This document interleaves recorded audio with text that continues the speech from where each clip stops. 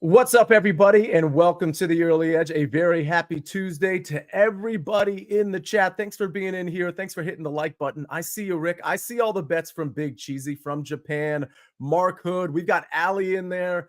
Let's see. Bradley Jacobs, of course, is in there. Like I mentioned, Big Cheesy, Moshi. Appreciate everybody being in here. Let's have an awesome Tuesday, and let's see if we had an awesome Monday. Let's take a look at the recap screen before we bring in the stars of the show. 3-3. Not great given the juice that we had on a couple of these picks. So we got to do better than that. I was very happy to see the Suns money line was pretty much over before it started. They jumped out to a gigantic lead in the first quarter and never looked back. We're always happy to get an NBA pick early in the game, even though it is a full game pick. All right, ladies and gentlemen, let's go ahead and bring in the stars of the show because we've got a lot of MLB, a lot of NHL, and a little NIT to talk to you about. Got some props. We've got it across the board here. We got Griffin in here. You know that means hockey. We got Zack in here. Well, what does that mean? Sometimes it's NBA, sometimes it's NC2A, sometimes it's NIT. He'll surprise you there. And Mikey B, let me go to you real quick before we go to your official picks. You know, basketball season spans so long, and you're so good with NBA props. I think people forget that you do NFL, that you do MLB as well. So tell everybody you're not just an NBA prop guy. Yeah, definitely. Today is a day to be very cautious with the NBA. There's a lot of games, and there's a lot of games tomorrow. We've got a lot of back-to-back sets. We've got some long injury reports. So this is not the day to be firing up your NBA bets at 10 o'clock in the morning. Wait till later on in the day before you start putting those. All right, Mikey B, before we get to your official picks, I got to say hello to Griffin and Zack. Zack, I want to start with you because I know tomorrow we're going to be starting to talk a lot more Final Four. We'll talk about it more as the week progresses. But one thing we were talking about pre-show, when we get to the Final Four, there's a lot there's a lot that's a little different because of the arena that these Final Four games are played in. Can you explain maybe the betting impact there?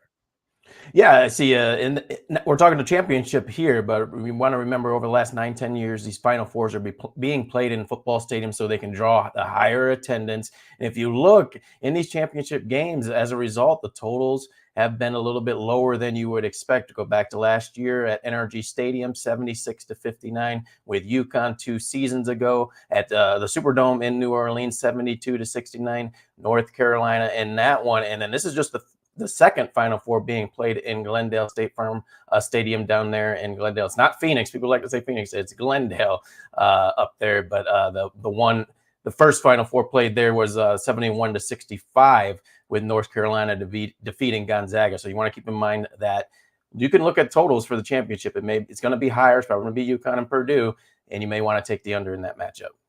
All right, Griffin, before we get to the first picks of the day, the first official picks of the day. And by the way, for those of you looking for buckets, his power is out. So he is not with us today. We'll have Martin Green tomorrow. And we'll have buckets, of course, Thursday and Friday. But good news, we got a lot of soccer cappers in the chat, including Bradley Jacobs. So I'm sure we'll have some soccer picks in there. Griffin, let me ask you this. As we approach the NHL playoffs, and this is a legitimate question from somebody like myself who's not an NHL capper, does the handicapping get easier or harder, or is it really just the same as we get into these games that are a lot more critical now than they may have been, 2 months ago?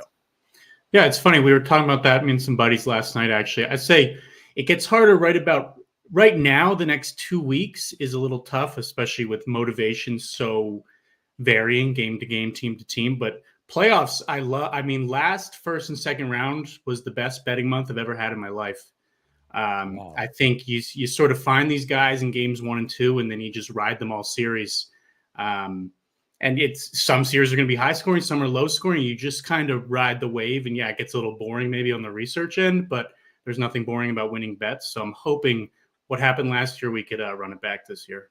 Wow. First and second round, according to my watch, which I've never worn, that's right around the corner. By the way, speaking of Mitch Hedberg, one of my favorite Mitch Hedberg lines, and I say speaking of because we brought him up a couple of weeks ago on this show. He says, "I don't wear a watch because I want my arms to weigh the same." Classic Mitch Hedberg. All right, Mike Barner, we don't go to the NBA. We go to the MLB with you. You've got 2 picks, a money line play and a prop play. You have the floor. What's the play? First, we're going to go to the Astros-Blue Jays game. We're going to take the Astros on the money line. There's some juice there at -155, but we got to get used to paying juice for baseball.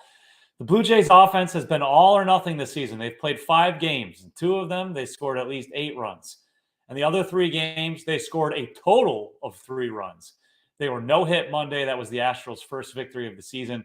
The Astros have a much better lineup. Their ace, Framber Valdez, is pitching tonight, and they have the advantage of playing the series at home. So I think the Blue Jays are going to suffer the loss. So we'll take the Astros on the money line. And then we're going to go to the Oakland Athletics. Of course, everyone's exciting team to bet on. We're going to take Alex Wood under 15.5 outs recorded at -150. Now, he was not sharp in his first out of the season. He faced the Guardians.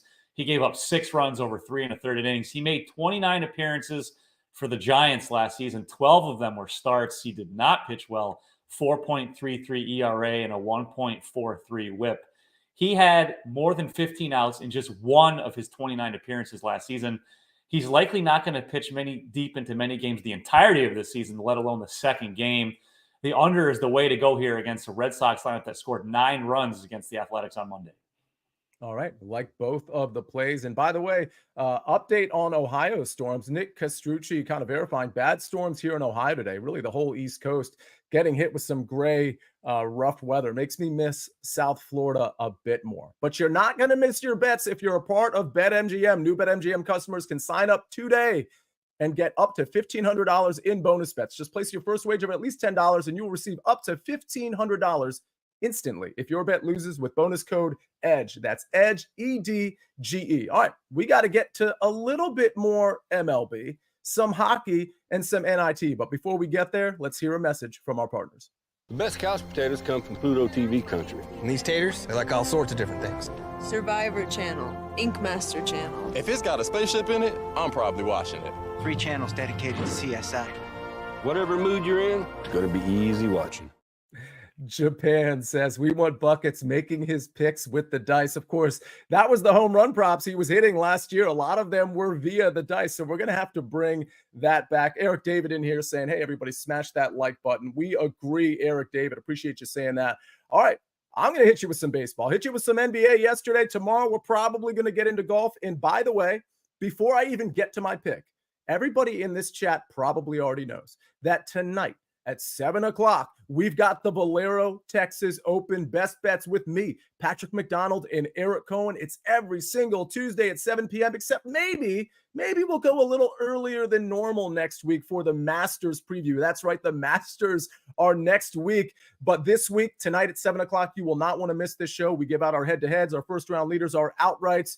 We do it all, top nationality play, whatever bet we're going to make, finishing positions, we make it here on this show. You can check out our SportsLine articles as well, but some of the detailed analysis and maybe some extra picks are actually on this early wedge show. Some of the pays to watch live picks from the chat also on this early wedge show. So tune into that tonight at 7 o'clock. Here's my pick today.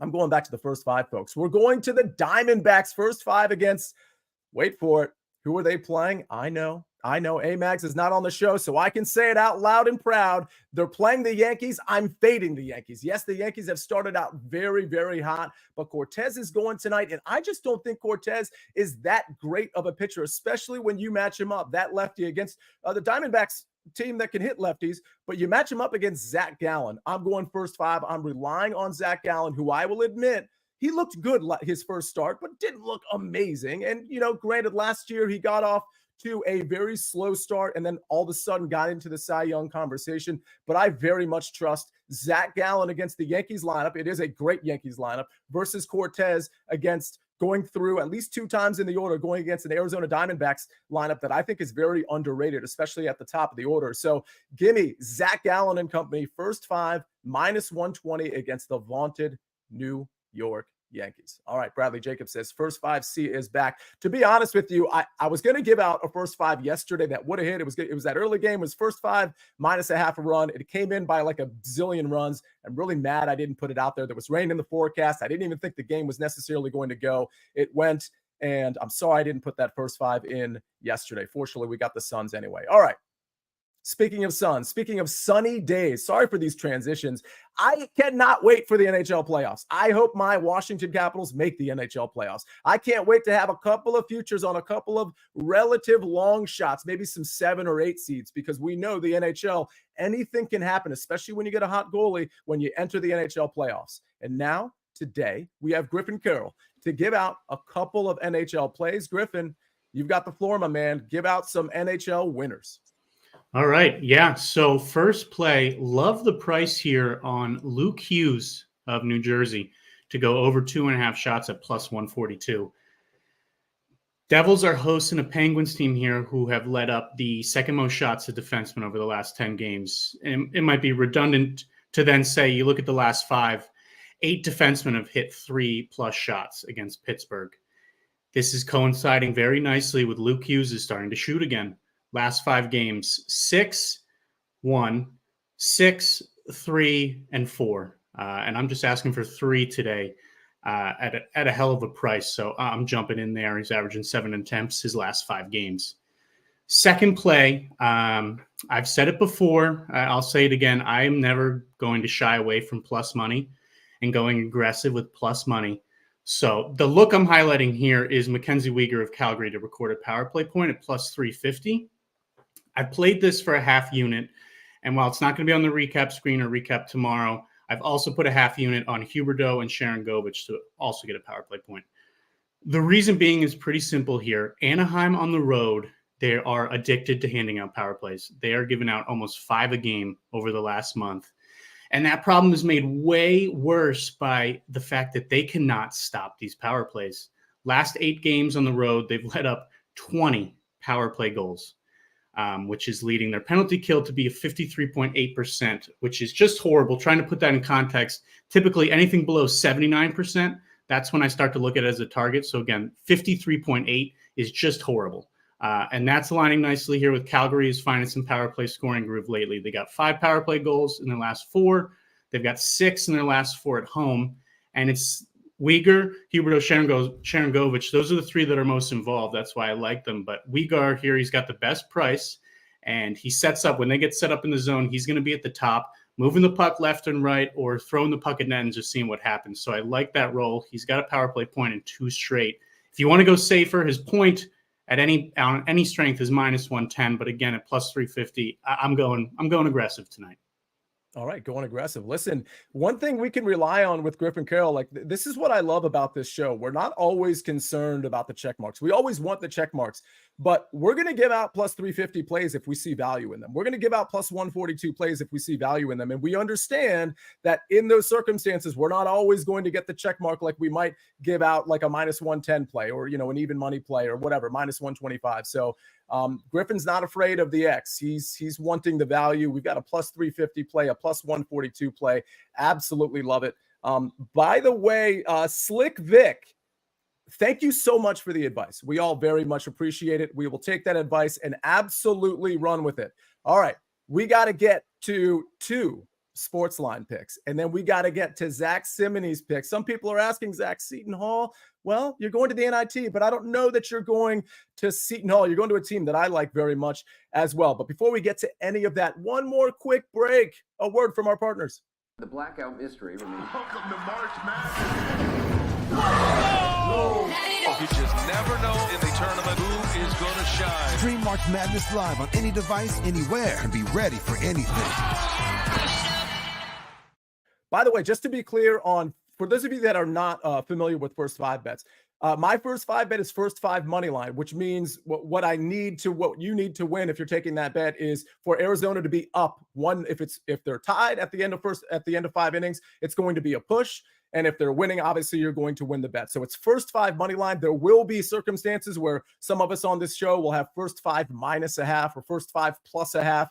That's a first 5 run line bet. The bet I have is a first 5 money line bet, minus 120 Zack Gallen. But obviously keep your ear out for the plus a half, minus a half, the first 5 run line. Those are similar bets, but technically a little bit different. So you can find them in the same place. My particular bet, first 5 money line, Arizona Diamondbacks tonight. All right, a couple SportsLine picks before we get to Zack Cimini. We go to the NBA for 2 picks, a side and a prop. And I got to be honest with you, this Mavericks money line play, I understand they're playing at Golden State. it seems a little fishy because I think the Mavericks, the way they're playing and the way Golden State has kind of wilted, they're just kind of running out of weapons at this point. Teams getting a little bit older. I'm not saying that this is like an easy call because this is the NBA at the end of the day, but the Mavericks money line, again, this is a SportsLine pick, seems to be the play here. The way the Mavericks are playing on offense and defense, this team is really excelling on both sides of the ball. So yeah, Mavericks money line does seem like the play here. Steph Curry is going to have to get red hot. This team is going to have a contributor outside of Steph to keep up with the Mavericks in this game. Maybe that means there's some props in play on the Golden State side. Maybe SportsLine will have some props in that regard for this game. Give me Mavericks money line for a SportsLine pick. And then the next pick, we talked about the Wizards, maybe pre-show we talked about them, but we got the Milwaukee Bucks playing the Wizards. We were talking pre-show about potentially some Milwaukee Bucks props, but I think we stayed away from them because we don't know how this game is going to go from a blowout standpoint. Nonetheless, Patrick Beverley under 9.5 rebounds and assists at -118. That is another SportsLine pick. By the way, if you want to become a member of SportsLine and get all of our picks beyond just the early edge, there's so many more picks than what we have on the early edge. You get 60% off our annual plan for all of you that are new. 60% off our annual plan. You just go to sportsline.com/join. You type in the promo code winners. That's right, winners. And you will get 60% off the annual plan. Okay, so that's 2 SportsLine picks. So many more picks and articles and data on SportsLine. That site is not just about picks. To be honest with you, it's so much more than that. We got to get to Zack. Zack, I keep teasing it, right? You are wearing what appears to me, correct me if I'm wrong, is that Indiana State blue? And if so, do you happen to have a pick on Indiana State? You are correct, Sia. And I had to do, this is going to be my last college basketball show because this time next week, the season will be over. So let's get one more winner out for college basketball. And I'm going to take Indiana State. It is -3.5 against Utah. This is supposed to be competitive in the NIT. Both semifinal spreads are much smaller than what you're seeing in the main tournament. Two high spreads in the semifinals there in the Final Four in Glendale, Arizona. So I'm hoping we get a competitive game. I'm going to take Indiana State -3.5. I actually got this early on the site. If you have your notifications, you would have got this on the money line in that -142 range. Has trickled up a little bit now that we're getting closer to game time. But both these teams obviously have won and covered in the NIT, but it's been a contrast of styles in the way they have gotten it done. For Utah, they haven't been challenged, literally have blown out UC Irvine, Iowa, and VCU on their home floor. UC Irvine gave them a little bit of a threat with a potential backdoor cover, but other than that, it's been blowouts for Utah, who hasn't been challenged since the Pac-12 tournament. So I looked at it as a main factor. And you look at Indiana State, they have had those sweat type of games. They got down big against Cincinnati, big against SMU, had to hold off a rally by Minnesota in that 10-minute mark in the second half. This is what we've seen from this Indiana State team, even in their conference tournament final against Drake. They almost came back and won that as well. So this Indiana State team can play from behind. They've had the competitive games that you look for, and that's what I want to have, that type of angle at this stage of the season, with Utah not having been played in tight competition for a long time now. And then also the travel factor here. There's no longer home court edge. Not supposed to be. This is a neutral court, but you look at Indiana State, their fan base only has to travel a little over an hour to Indianapolis, where the site is at Hinkle Fieldhouse. So for me, I'm going to take Indiana State. They've been tested. You're going to have to sweat a little bit on this one, but take Indiana State -3.5. Yeah, I have a follow-up question for you here. I will say Nathan Pike says Utah on the road is an auto fade. Now, granted, this is definitely on the road, kind of neutral site, but it's a good point by Nathan Pike regardless when it comes to Utah specifically. Zack, so this line is -3.5. It has ticked up. Obviously people like yourself are on Indiana State. That line is going to move. With that said, I personally don't see this line going to 4. Would you advise people that have this at 3.5 to maybe wait and see if it ticks down to 3 before tip-off, or just to go ahead and take the 3.5 now? Yes, yeah, because it has moved down before. It was at 2.5. It opened, I think, in that -3.5, -4 range. So there's been some line movement here. In Utah, they're playing really great, and that's what bettors are going to lean on more. So I would be surprised if the money is actually on Utah's side before the game starts here. All right, Kylie Reynolds in here with a soccer pick. Sorry if I've missed so many more soccer picks, but he says Brentford, both teams to score. A lot of plays in the chat. Philly's team total from Japan, over 4.5 at plus money, plus 105. Interesting pick there. Go to SportsLine, see if maybe we got some cappers backing some of these picks up. All right, ladies and gentlemen, that might be our show. Mikey B, Griffin Carroll, Zack Cimini. We covered a lot on a Tuesday. And for those of you that are looking for I know Sniper was mentioned in the chat. You'll see him later this week as well. You'll see Buckets. You'll see Martin Green, Tim Doyle. We've got a lot coming to you this week. We're going to touch on more Final Four, perhaps more NIT. And by the way, those of you that asked about Seton Hall, -4.5. Zack, you probably don't have a play on this. I do want to kick it to you. 4.5 seems pretty efficient. Seton Hall -4.5 against Georgia. Seton Hall's been playing great. Now they had a really unique home field advantage or home court advantage throughout sort of the pendency of this NIT tournament. They obviously don't have that right now. 4.5 seems efficient to me. What about you? Yeah, I think you have to be careful with a team like Seton Hall because they're one of the teams that people kind of had on the bubble of the main tournament. They have 5 senior players, and then when you get to this stage, of course, there's going to be a little bit more tied into a team like that over a team like Georgia that's just in the field. So Seton Hall has that spread tied to their senior experience. All right. Bradley Jacobs commenting on the PSV line. There's some PSV plays in the chat as well. All right, let's take a look at our plays. Let's take a look at the recap screen. Griffin Carroll, a lot of plus money here. Luke Hughes, over 2.5 shots on goal at +142. And Mackenzie Weegar, over a half power play points at +350. Love that. I've got the Diamondbacks first 5 money line tonight at -120 against the Yankees. Zach's got Indiana State -3.5. You could potentially wait here, see if it ticks down to 3 and get that 1 possession number. Mikey B, Astros money line -155, and Alex Wood under 15.5 outs recorded at -150. SportsLine picks, Mavericks money line -105, and Patrick Beverly under 9.5 rebounds and assists. That Mavericks game is going to be very, very interesting. Today's show was very interesting. Tomorrow's show is going to be very interesting. Tonight's early wedge is going to be very interesting. We appreciate everybody being on this SportsLine channel and participating in this chat, giving out bets, asking questions, hitting the like button. Please do that every single day. We try to give you the energy. We try to give you the picks. We need your feedback as well. Sometimes that's in the chat, and sometimes that's simply hitting the like button. Either way, we appreciate you. This has been a great show. On behalf of Jake the Snake on the 1s and 2s and 3s and 4s, on behalf of Zack Cimini, Griffin Carroll, and of course, Mikey B covering it all. This is The Early Edge. I am the counselor, and we rest our case.